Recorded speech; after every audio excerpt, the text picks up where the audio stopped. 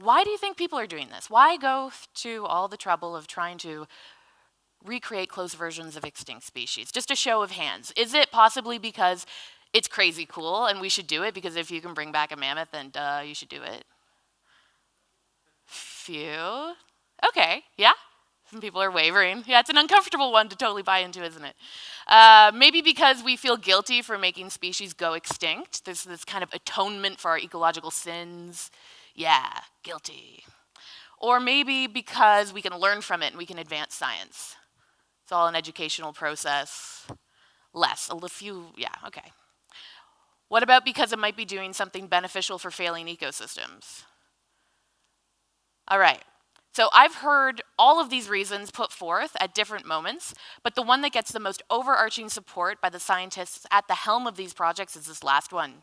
And so the idea is that de-extinction can be used for ecological restoration, because if there's a species that had a particularly significant role to play in an ecosystem that has disappeared, we think of these species as keystone species, and we can create an animal that can then look, act, live out that ecosystem role in that environment and reintroduce them into that ecosystem, then we can build back some of the productivity that's been lost since that animal went extinct there. So an example of how this is working in de-extinction comes with the species of the passenger pigeon. So this is the most populous avian species that humans ever interacted with. It's dramatic in terms of the records we have. Flocks of billions would darken the sky, sometimes for up to 14 hours at a time, as a single flock would be passing overhead. If you shot a bullet upwards, you could see anywhere between 25 and 100 birds rain down because they were layered that thick as they flew. I mean, it's unbelievable. It's mythic proportion here. And we thought they tasted good. They were a very easy to catch and cheap source of protein. We would go into their colonies and smoke them out and then salt them, preserve them, put them in barrels and ship them out on rail lines to the big cities in North America where they would then be served to people. And we apparently thought that the young, fattiest squabs tasted the best.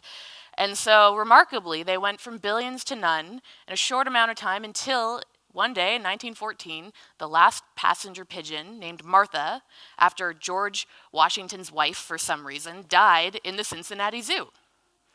So they've been missing for just over 100 years. And they used to live in the eastern forests of North America. And in those forests today, we have a generally closed canopy system. So the branches and trees are nicely interlaced, meaning that it's thick, dense foliage that kind of blocks the sun's light and energy from penetrating the forest floor. And so it's not that rich in the undergrowth. But back in the day, when you'd have hundreds of millions of birds landing to roost and nest, the sheer weight of them would cause branches to crack and fall over, and they would scratch bark off. They would be a forest disturbance.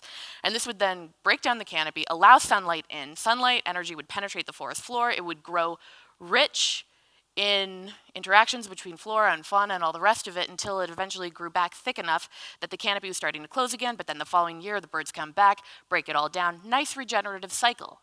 And forests depend on disturbances in order to cycle through generations, hailstorms, fires, tornadoes.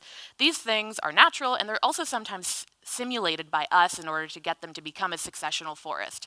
So those who want passenger pigeon de-extinction say that we should get them back into those forests in order to do this in a more admirable and advisable way than simulating those kinds of disturbances without the birds.